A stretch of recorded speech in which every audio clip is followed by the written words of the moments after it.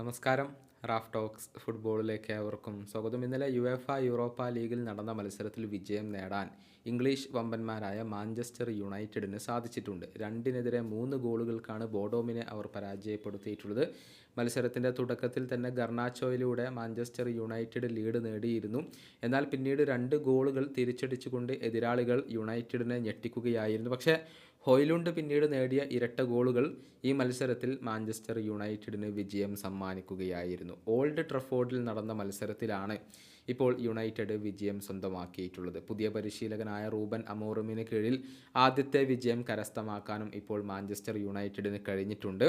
എന്നാൽ മത്സരം കണ്ടതിനാൽ തൻ്റെ ആ ഒരു ഉത്കണ്ഠ വർദ്ധിച്ചു, അഥവാ ടെൻഷൻ വർദ്ധിച്ചു എന്നുള്ള കാര്യം പരിശീലകനായ റൂബൻ അമോറിമ് തന്നെ പറഞ്ഞിട്ടുണ്ട്.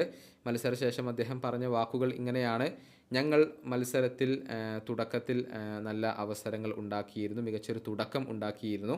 എന്നാൽ പിന്നീട് 2 ഗോളുകൾ വഴങ്ങേണ്ടി വന്നു. പക്ഷേ അതിൽ നിന്നും തിരിച്ചു വരാൻ താരങ്ങൾക്ക് കഴിഞ്ഞതിൽ ഞാൻ സന്തോഷവാനാണ്. അർഹിച്ച വിജയം തന്നെയാണ് ഞങ്ങൾ സ്വന്തമാക്കിയിട്ടുള്ളത്. ഈ മത്സരം കാണുന്ന സമയത്ത് ഞാൻ വളരെയധികം ഉത്കണ്ഠയുള്ളവനായിരുന്നു, ടെൻഷനിലായിരുന്നു. എന്തെന്നാൽ എന്ത് സംഭവിക്കും എന്നെനിക്ക് ഒരു നിശ്ചയവും ഉണ്ടായിരുന്നില്ല.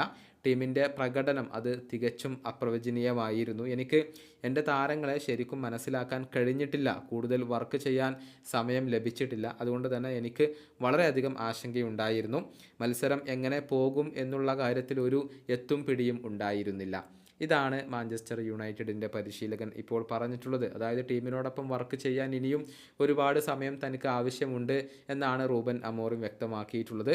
പരിശീലകൻ്റെ ആദ്യത്തെ മത്സരത്തിൽ മാഞ്ചസ്റ്റർ യുണൈറ്റഡിന് സമനില വഴങ്ങേണ്ടി വരികയായിരുന്നു ചെയ്തിരുന്നത്. യൂറോപ്പ ലീഗ് പോയിന്റ് പട്ടികയിൽ നിലവിൽ മാഞ്ചസ്റ്റർ യുണൈറ്റഡ് 12ാം സ്ഥാനത്താണ് ഉള്ളത്.